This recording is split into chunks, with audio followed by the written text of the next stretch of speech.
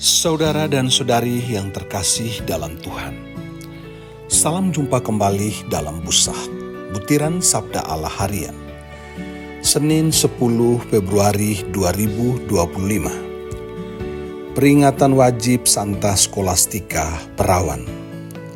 Bacaan kitab suci, bacaan pertama dari kitab Kejadian, bab 1 ayat 1 sampai 19. Bacaan Injil Markus bab 6 ayat 53 sampai 56. Orang melihat wajah kasih Tuhan pada wajah kita. Saudari dan saudara yang terkasih dalam Kristus, kita seringkali menilai sesuatu atau seseorang hanya dari apa yang tampak di permukaan. Ada pepatah yang mengatakan, jangan menilai buku dari sampulnya. Artinya, kita tidak bisa menilai isi sesuatu atau seseorang hanya berdasarkan penampilan luar. Namun di sisi lain, penampilan juga bisa mengungkapkan isi hati seseorang. Tatapan mata yang penuh kasih, ungkapan cinta, senyuman yang meneguhkan, atau bahkan ekspresi yang mencerminkan kepedihan dan luka batin. Kisah Injil hari ini menunjukkan bagaimana orang-orang mengenali Yesus. Tetapi pengenalan ini bukan sekadar mengenali rupa atau wujud fisiknya, melainkan melihat sesuatu yang lebih dalam. Mereka melihat dalam dirinya sebuah tatapan belas kasihan, wajah penuh cinta, dan hati yang siap menyembuhkan. Mereka berbondong-bondong datang kepadanya dengan harapan dan iman, percaya bahwa jika mereka hanya bisa menjamah jubahnya, mereka akan sembuh. Dan memang semua orang yang menjamahnya menjadi sembuh. Ini adalah gambaran yang sangat kuat tentang bagaimana kasih Tuhan bekerja dalam hidup kita. Yesus bukan hanya seorang guru atau penyembuh biasa. Dia adalah Allah yang hadir di tengah-tengah umatnya, membawa kehidupan, pemulihan, dan harapan. Dalam setiap tahapan dan sentuhannya, ada kasih tanpa syarat yang mengalir. Orang-orang yang melihat dia tidak hanya melihat seorang manusia biasa, tetapi mereka melihat wajah kasih Allah sendiri. Saudari dan saudara terkasih, wajah kasih Allah sudah hadir sejak penciptaan dunia. Allah bersabda, dan segala sesuatu menjadi ada. Dari terang yang memisahkan kegelapan, hingga cakrawala yang membentang luas. Dari dataran yang muncul hingga matahari, bulan, dan bintang yang menghiasi langit. Semuanya diciptakan oleh Allah dengan satu tujuan, yakni menghadirkan wajah kebaikan kasih-Nya di dunia ini yang melihat bahwa semuanya itu baik adanya. Tidak ada yang diciptakan dalam ketidaksempurnaan atau tanpa tujuan. Segala sesuatu yang keluar dari kehendak Allah memiliki maksud yang indah dan baik adanya. Namun seringkali dalam hidup ini, kita gagal melihat kebaikan dalam diri kita sendiri maupun dalam diri orang lain. Kita lebih mudah melihat kekurangan daripada keindahan yang Tuhan tanamkan dalam diri kita.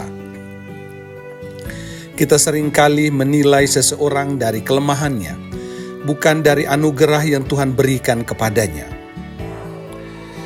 Kisah penciptaan hari ini mengajak kita untuk melihat sebagaimana Allah melihat, yaitu melihat dengan kebaikan, dengan kasih, dan dengan pengharapan. Untuk melihat yang demikian, kita melihatnya di dalam Ekaristi, di mana Yesus hadir bukan hanya sebagai simbol, tetapi sungguh nyata dalam rupa roti dan anggur yang telah dikuduskan. Saat kita menyambutnya dalam komuni kudus, kita sebenarnya sedang melihat kasih-Nya yang berlimpah atas kita. Tetapi ada satu hal yang lebih penting dari sekadar menerima komuni, apakah kita benar-benar berubah setelah menerimanya? Sama seperti roti dan anggur yang diubah menjadi tubuh dan darah Kristus, kita pun diubah menjadi wajah kasih-Nya di dunia ini. Ketika kita menerima Yesus, kita mesti memiliki tatapan penuh belas kasih, sikap yang penuh pengampunan, dan kasih yang tulus kepada sesama. Lantas, adakah orang lain bisa melihat wajah Yesus dalam diri kita setelah kita merayakan Ekaristi? Apakah tatapan kita kepada orang lain mencerminkan kasih Allah dan Putranya Yesus Kristus? Mari kita belajar dari teladan Santa Skolastika, yakni hidup dalam kasih yang murni dan dalam doa yang berkanjang. Ia mengabdikan hidupnya kepada Allah sebagai seorang biarawati dan dikenal karena kelembutannya, ketekunan dalam doa, serta kasih yang luar biasa kepada sesama. Santa Skolastika mengajarkan kita untuk tidak hanya mengandalkan logika dan aturan dalam setiap keputusan hidup kita, tetapi harus mengandalkan kasih dan doa. Dengan kasih dan doa, orang lain bisa melihat wajah kasih Tuhan dalam wajah diri kita. Petikan butiran sabda Allah hari ini. Pertama, kasih sejati tidak hanya terlihat, tetapi juga dirasakan dalam hati yang tulus. Kedua, melihat dengan mata iman berarti mengenali keindahan yang Tuhan tanamkan dalam setiap ciptaan. Ketiga, ketika kita mencerminkan kasih Tuhan, dunia akan melihat wajah-Nya melalui diri kita. Marilah kita berdoa. Ya Allah yang Maha Kasih, Engkau telah menciptakan segala sesuatu dengan kebaikan dan cinta. Segala ciptaan-Mu indah dan bermakna, karena di dalamnya terpancar wajah kasih-Mu yang sempurna. Namun, seringkali kami gagal melihat kebaikan yang telah Kau tanamkan, baik dalam diri kami sendiri maupun dalam diri sesama kami.